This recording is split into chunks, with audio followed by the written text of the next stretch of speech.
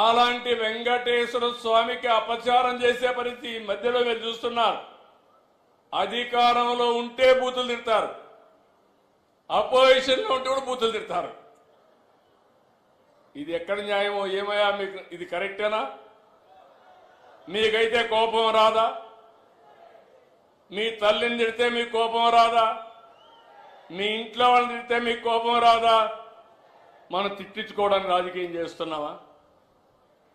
బాధ, ఆవేదన, లెక్కలేనితనం, ఆంబోతుల మారిగా తయారైపోయారు. ఒకసారి రెచ్చగొట్టే ప్రయత్నాలు చేస్తున్నారు. రాష్ట్రాన్ని సర్వనాశనం చేశారు, గంజాయిమయం చేశారు.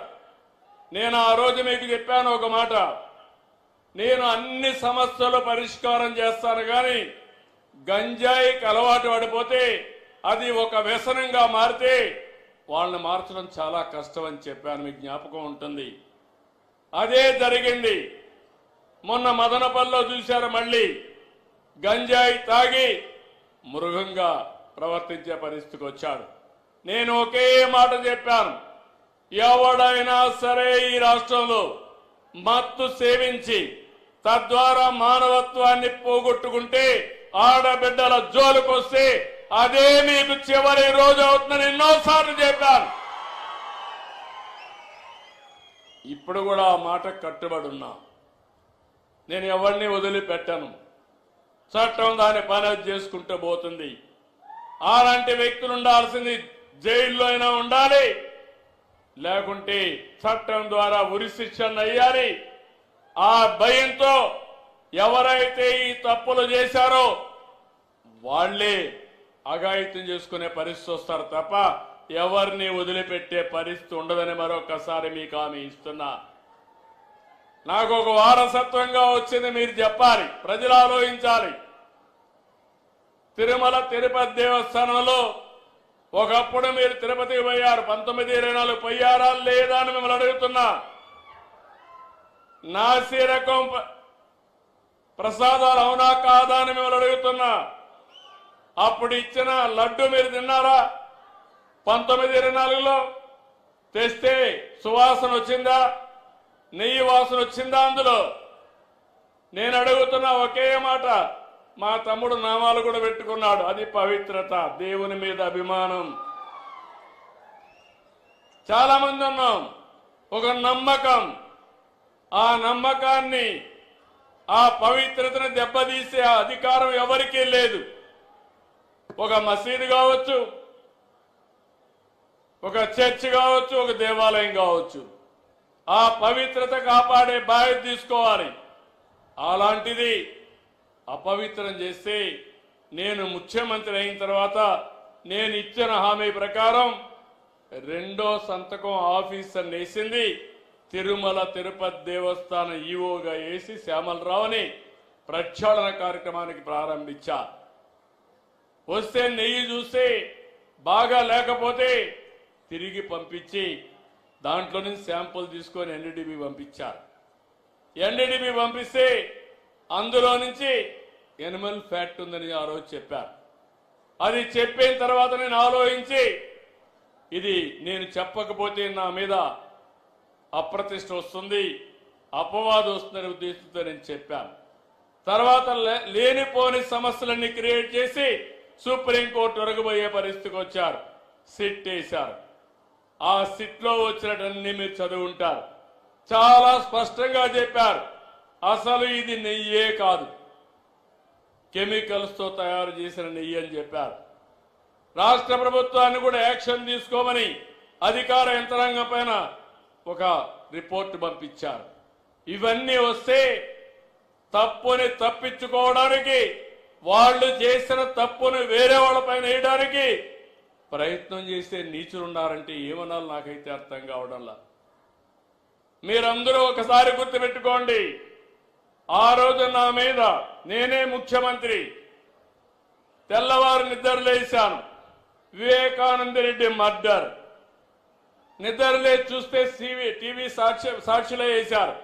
ఏమని? గుండెపోటుతో వివేకానంద రెడ్డి చనిపోయాడని. నేను కూడా నమ్మాను, పాపం అనిపించింది. సాయంత్రం అయింది, పోస్ట్ మార్టం చేశాం. అది కూడా ఆయన కూతురు అడిగింది. అడిగితే పోస్ట్ మార్టం చేస్తే ఇది గుండెపోటు కాదు, గొడ్డలిపోటు అని తేల్చారు. సాయంత్రానికి నాటకాల రాయుడు మాట మారు చేశాడు. తండ్రి లేని బిడ్డను ఉన్న పెద్ద దిక్కుపోయాడని. అది అయింది. తెల్లవారి నిద్ర లేస్తానే సాక్షి పేపర్ ఒకసారి మీరు గుర్తుపెట్టుకోవాలి. నారాసుర రక్త చరిత్ర నా చేతిలో కత్తి పెట్టి నా జీవితంలో ఊహించని సంఘటనది. నేను రాజకీయం చేస్తాను గాని రౌడీల గుండెల్లో రైళ్లు పరిగెత్తిస్తాను గాని సంఘ విద్రోహ శక్తులను అణిచివేస్తాను గాని ప్రాణానికి కూడా లెక్క పెట్టుకోను గాని నేను నేరాలు చెయ్యబోనని మీ అందరికీ హామీ ఇస్తున్నా. అది నా నిజాయితీ, అది నా యొక్క జీవితం అంతా కూడా మీరు చూశారు. అలాంటిది పాపం ఆ అమ్మాయి కూడా వాళ్ళ చిన్నాన్న కూతురు మోసపోయింది. తర్వాత తెలుసుకునే కొద్దిగా లేట్ అయిపోయింది. ఇప్పుడు తిరుగుతా ఉంది. సెక్యూరిటీ కూడా పెట్టుకొని తిరిగే పరిస్థితి వచ్చింది. నిన్న మీరు చూస్తే ఇంత స్పష్టంగా చెప్పితే అపవిత్రం చేశారని చెప్తే అవినీతి జరిగిందని చెప్తే తిరిగి హెరిటేజ్ అనే కంపెనీ తీసుకొచ్చి నా పేరే వేసి తప్పించుకోవాలంటున్నానంటే కరుడు గట్టిన నేరస్తుడు అవునా కాదా అని మిమ్మల్ని అడుగుతున్నా. అలాంటి నేరస్తులతో రాజకీయం చేయాలనా? ఏమంటారు మీరు? అంటే మీకు బాధ్యత లేదా? నాకు ఒక్కడికైనా బాధ్యత రాష్ట్రాన్ని కాపాడుకోవడం మీకు బాధ్యత లేదా? ఎందుకు మీరందరూ కూడా గట్టిగా ముందుకు రావడం లేదు నేను అడుగుతున్నా. మంచిని అభినందించాలి, చెడుని ఖండించాలి. చెడు వ్యక్తులను కూడా ఎక్కడికక్కడ మీరు నిరాకరించే పరిస్థితి రావాలి. అప్పుడే రాజకీయాలు ప్రక్షాళన అవుతాయి.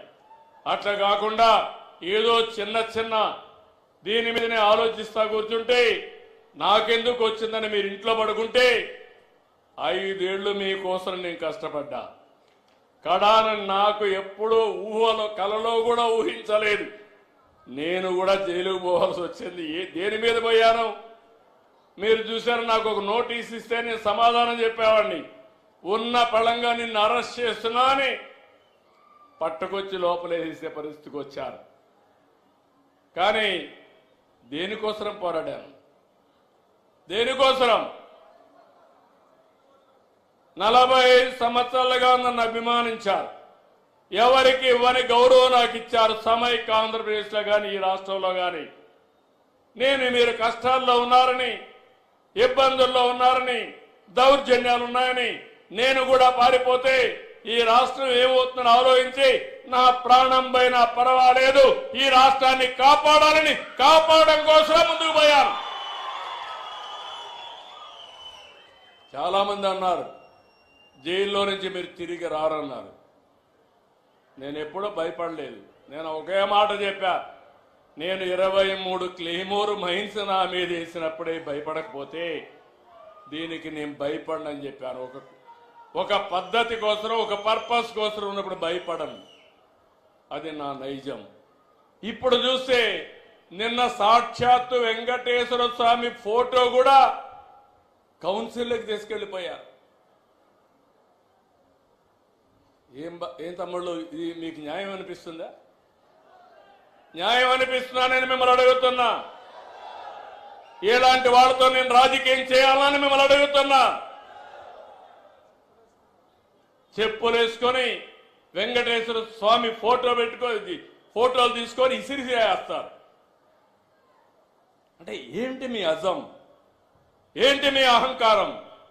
మీ అహంకారం అంతా ఒకటే, ఒక రాజకీయ పార్టీ అని. శివుడి తల మీద పాముంటే మనం ఏం చేయలేము ఒకసారి. అదే అనుకుంటున్నారు. నేను తప్పకుండా శివుడి తలపైన పాముంటే నమస్కారం పెట్టి శివుడికి దాన్ని బయట తీసుకొచ్చి పాముని ఏం చేయాలో అది చేస్తావో అని చెప్పి కూడా నేను మీకు తెలియజేస్తున్నా. ఎవరి కోసం ఇది? మీకోసం అవునా కాదా?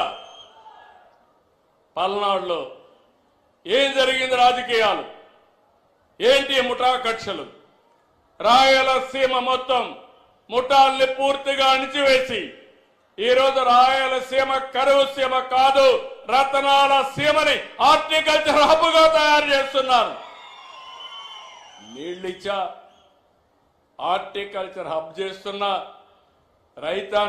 రైతాంగాన్ని బాగు చేసే బాధ్యత తీసుకున్నా. ఇక్కడ కూడా మిమ్మల్ని అందుకే అడుగుతున్నా. నేను చాలా పెను మార్పులు తీసుకురావాలనుకుంటున్నాను. ప్రతి ఎకరాకు నీళ్లు ఇవ్వాలనుకుంటున్నాను. కరెంటు ఛార్జీలు పెంచకుండా ఉండాలనుకుంటున్నాను. మన పిల్లలకందరికీ ఉద్యోగాలు ఇవ్వాలనుకుంటున్నాను. ప్రతి ఒక్కరికి ఐటీ నేర్పించాలనుకుంటున్నాను. ప్రతి ఒక్కరు కూడా కష్టపడి పనిచేయడమే కాకుండా స్మార్ట్గా పనిచేసే విధానానికి శ్రీకారం చుడతాను. మీ జీవన ప్రమాణాలు పెంచుతాను. ఇలాంటి కార్యక్రమాలు నేను అనుకుంటే 24 గంటలు నిద్రలేస్తే ఇదే ప్రయోగాలు, చెత్త ప్రయోగాలు, పాతకాలపు రాజకీయాలు. మొన్న బయట వస్తే మీరే చూశారు. బయట వస్తే బలవంతంగా మనుషులు తీసుకొస్తారు. వాళ్ళ కారుల కిందనే మనుషులు చంపేస్తారు. చంపేసి మళ్ళీ గవర్నమెంటే చంపిందని మన మీద నెప్పవేస్తారు. పరామర్శలో పోతారు. పోతూ పోతూ మనుషులు చంపేస్తారు. వీళ్ళు మాత్రం పరామర్శించరు. బతుకుండే వాళ్ళని పరామర్శిస్తారు. బూతులు తిట్టిన వాళ్ళని పరామర్శిస్తారు. నీకోసం వచ్చి చనిపోతే పరామర్శించిన పార్టీలు ఇవన్నీ. అందుకే నేను అడుగుతున్నా, నేను చెప్పకూడదు అనుకున్నాను. వెంకటేశ్వర స్వామి విషయం బయట మాట్లాడడం మంచిది కాదని కొద్దిగా ఓపిక పట్టాను. కానీ 2 రోజులు ఓపిక పడితే తిరిగి ఆ నెపాన్ని నా మీద వేసి దొంగ అని తప్పించుకునే పరిస్థితికి వస్తే దొంగను పట్టి నడి రోడ్లో నిలబెట్టవలసిన బాధ్యత, పోలీసింగ్ చేయాల్సిన బాధ్యత నా పైన ఉంది. అవునా కాదా? నేను చెప్పింది వాస్తవం. చేలు పైకెత్తండి. మీరు నాతో నడుస్తారా అని మిమ్మల్ని అడుగుతున్నా. Thank you. అది మీరు చేయండి. మనం మంచిగా చేద్దాం. నేను ఇక్కడికి వచ్చినప్పుడు